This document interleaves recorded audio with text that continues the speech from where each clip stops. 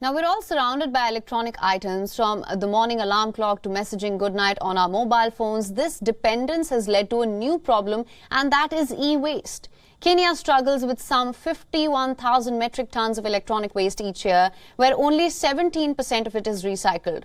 But some Nairobi residents have capitalized on the problem, turning it into a business opportunity, which has also proven to be good for the environment. Our next report is all the details. Take a look.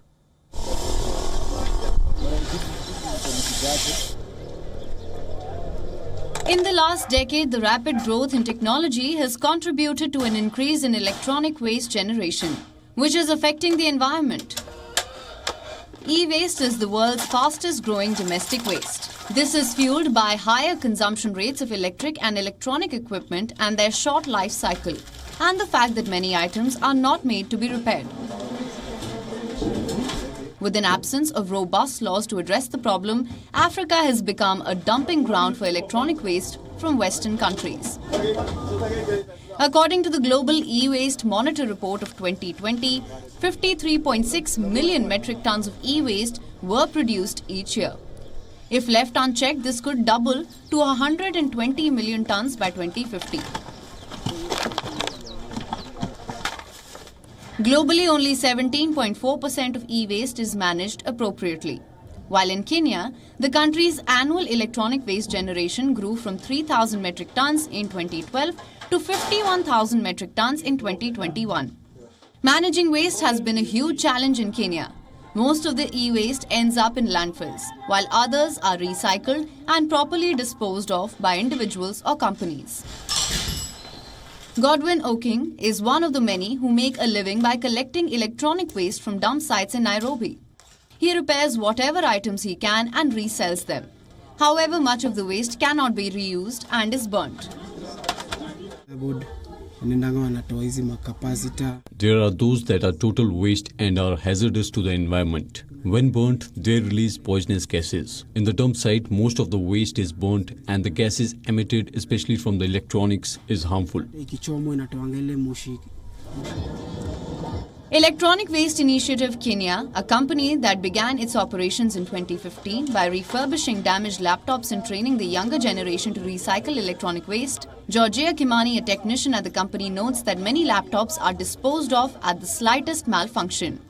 You realize that most of the laptops are disposed because of minor problems, like maybe they've broken casings.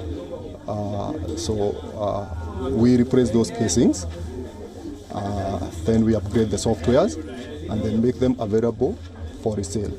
Our laptops are mostly targeting the less fortunate in the community. So we sell them at a very cheap price.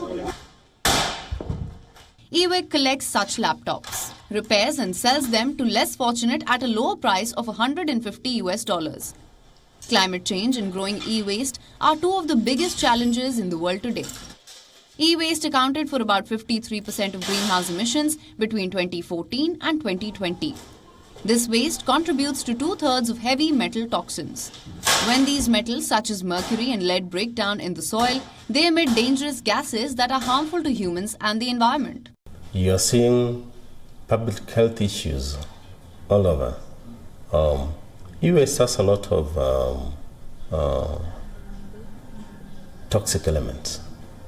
There are thousands of rare metals in electronic waste and toxins that when some people dispose their e-waste by burning the cables and burning all the electronic devices, the ones that could be burned, you end up polluting the air.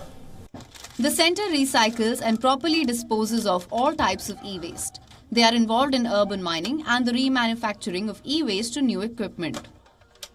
The center dismantles electronic waste and harvests vital components used in recycling. Victor Boyo, environmental management and governance expert, adds that e-waste leads to climate change by accumulating hazardous substances in the environment. When we are talking about e-waste in the 21st century, it's a great menace to our environment. Twofold. First of all, because of production. To meet the demand in billions globally, there's a lot of mining going on. And now at the end of the life cycle, disposing e-waste is causing a lot of menace in the environment. And this is threefold. It happens in terms of when you get to contact with electronic waste, talk of heavy metals like lead, that's a lot of impact on human health. Number two is when these substances leach into soil, water, and even plants and lead to accumulation, has a lot of effect on the environment. And thirdly, when we talk about poisonous substances, some of these material produce greenhouse gases, which are responsible for destruction of ozone layer and as a result contributing to climate change. The Horn of Africa is currently facing its worst drought in years due to the adverse effects of climate change. The rains have failed for 6 seasons in a row. The drought has led to an acute shortage of food in rivers and wells have dried up. And now countries in the region like Kenya have to deal with this global problem of e-waste. Bureau Report WION, World is One. WION is now available in your country. Download the app now. Get all the news on the move.